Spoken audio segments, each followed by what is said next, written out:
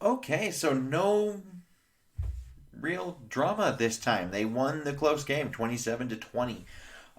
So the Vikings they improved to 4-5. Chargers down to 5-4. Herbert completed 58.8% of his passes for only 195 yards, threw a touchdown, also threw an interception. He was sacked twice and had a rating of 72 and a half. Now, as a team, they had 19 carries for 82 yards and 4.3 yards per carry and a score. Eckler leading the way in both touches and yards with 11 for 44.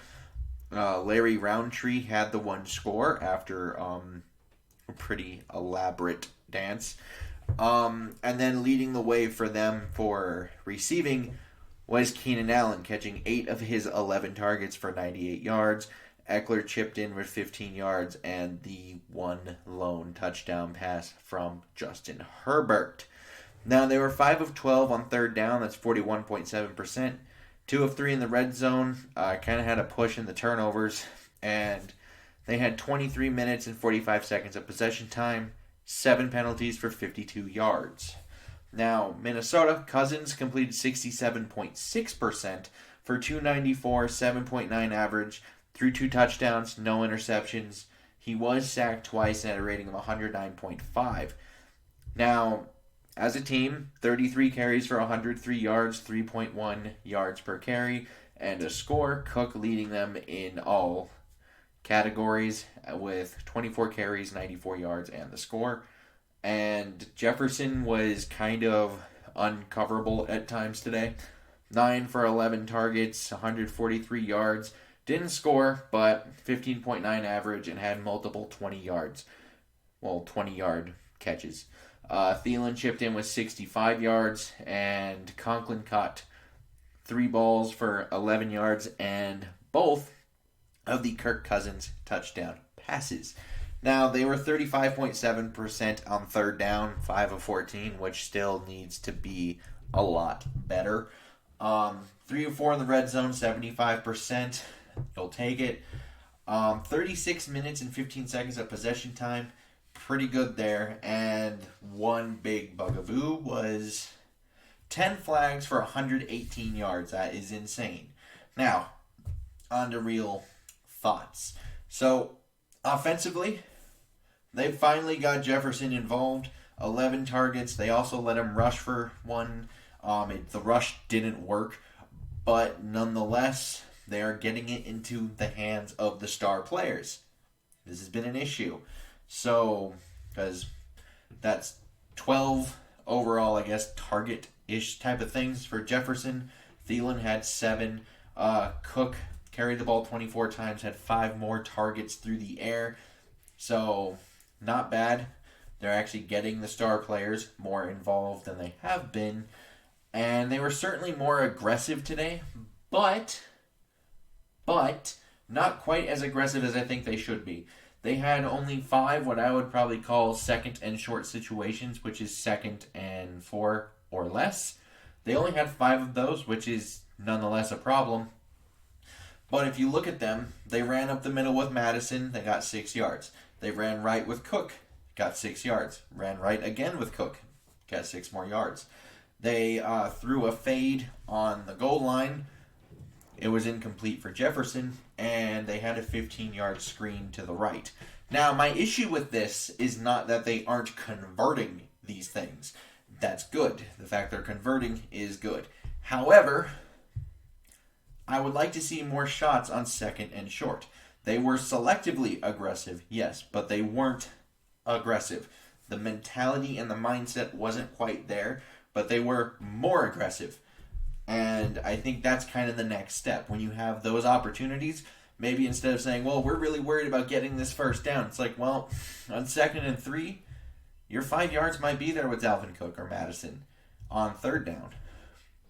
What might not be is the potential play action shot to Jefferson or Thielen for 20 to 30 yards. So I'm kind of just playing that game where you can probably come back and get that 3rd and short later. And speaking of 3rd and shorts, not enough of them today. Too many long yardage situations. The flags didn't help. 8.5 yards was the average yardage to go on third down. Now, it was only 8 yards if you take out the 3rd and 15 play at the very end where Kirk kneeled. So it was really 8 yards throughout the game. But nonetheless, that's way too long. You need to get more production on early downs so you can actually sustain drives and convert more than 30 to 35% of your third downs.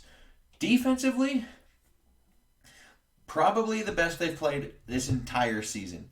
So the Chargers running backs were held to 60 yards on 17 carries for only 3.5 yards per carry. Coming into this game, the Vikings were ranked 30th in both yardage allowed on the ground and in yards per carry allowed.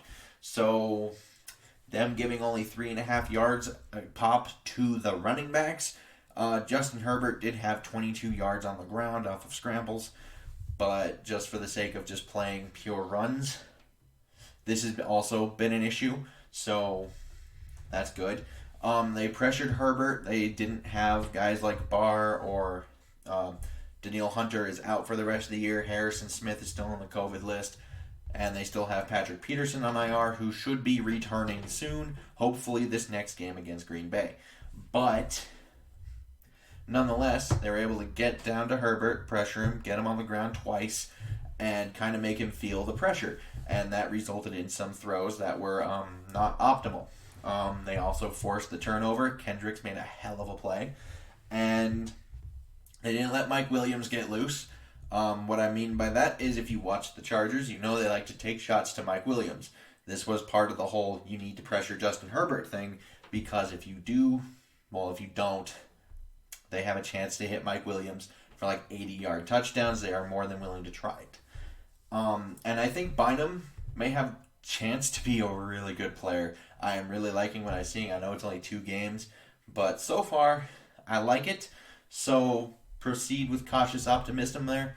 And I also thought Patrick Jones actually played the run pretty well today. I would like to see more pass rush stuff, but that light hopefully will come on soon. So, one other thing just with the Chargers, I am shocked they didn't go for a single 4th down today. I really expected them to. The Vikings have struggled on 4th down the last 2 or 3 years or so. So, at least defensively. So I'm really shocked that didn't happen, considering how often the Chargers seem to go for it in every other game. So, but overall here, I think there were some steps in the right direction. Obviously, the winning was good, but, like getting balls to your star players, Jefferson, Cook, and Thielen, they weren't really doing that outside of just Dalvin Cook. And, not allowing nearly 5 yards per carry on the ground was nice. It was at 4.3 in total today. It's been, their season average, it was 4.8 entering this day. And just little things, kind of like that. Now, there are still head-scratching moments for sure. Like, at the end of the first half when they were calling all their timeouts to be aggressive on offense, and then they get the ball and then they're not aggressive on offense. They still allow to score right before half, and then you still have 118 penalty yards, which is not good. That's ridiculous. And when you look at this, the Vikings outgained the Chargers 381 yards to 253. They held the ball for 13 more minutes. If they weren't in so many 3rd and long situations due to some were 1st down sacks, others were flags, and just not really producing 0-yard runs. And if you couldn't avoid those, become a little bit more efficient and have less flags, we're probably talking a 35 to 40 point outing for this offense. So, they had one play in the very beginning of the game where C.J. Ham scored a touchdown. Darisaw had a hold. That's called back. You end up with 3rd and 11. Field goal. So, things like that. And that's a coaching point that I still think needs to be talked about. And we should not necessarily be talking about right steps in that direction or steps in the right direction just because that was for weeks 1 through 4. That's when you kind of like, okay, what kind of team do we have? What do we do here? How do we do this? What do we do that's well? What do we not do well? And at 4-5, it's a little too, maybe too little too late, potentially.